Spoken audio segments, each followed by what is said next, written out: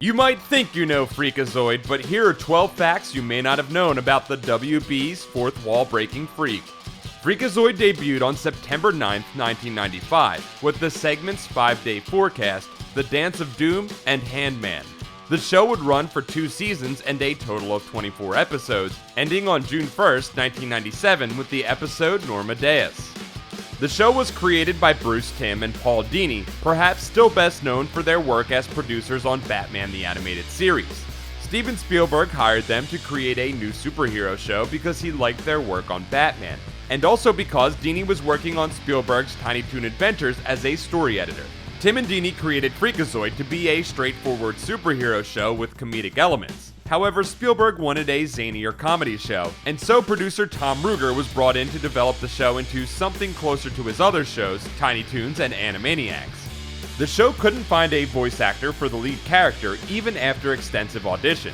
Show writer Paul Rugg recorded a track to demonstrate to auditioning actors what the character should sound like, and when Spielberg heard this recording, he approved Rugg on the spot as the lead.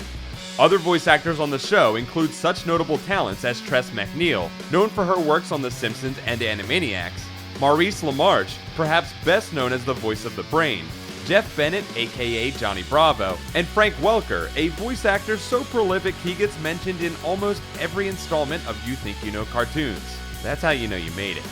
The show also employed actors best known for non-voice work, including Ed Asner, aka Lou Brandt or Santa Claus, Ricardo Montalban, aka Khan or Mr. Rourke, Jonathan Harris, aka Dr. Smith from Lost in Space, talk show host Craig Ferguson, and cameos from figures such as Leonard Maltin and Mark Hamill as themselves.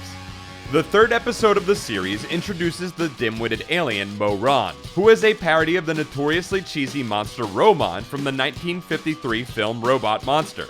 In later episodes, Mo-Ran is renamed Bo-Ran, as censors felt the original name might be offensive. The series won a Daytime Emmy in 1995 for Outstanding Special Class Animated Program. Nevertheless, the show was canceled partway through its second season, largely because its target demographic was young children, and the show was much more popular with teens. One major source of inspiration for the show was Mike Allred's comic book hero, Madman, who has similar personality traits and a costume including an exclamation point emblem. Bruce Timm has admitted that Allred's comics were used as a direct reference during the creation of Freakazoid. Despite being a natural choice for a comics adaptation, Freakazoid never had a comic of his own.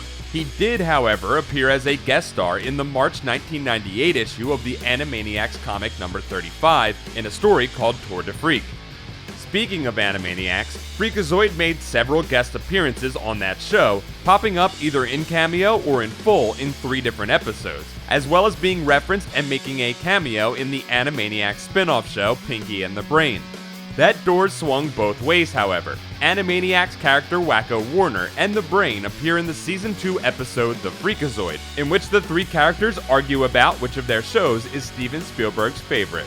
That's it for this episode of You Think You Know Cartoons.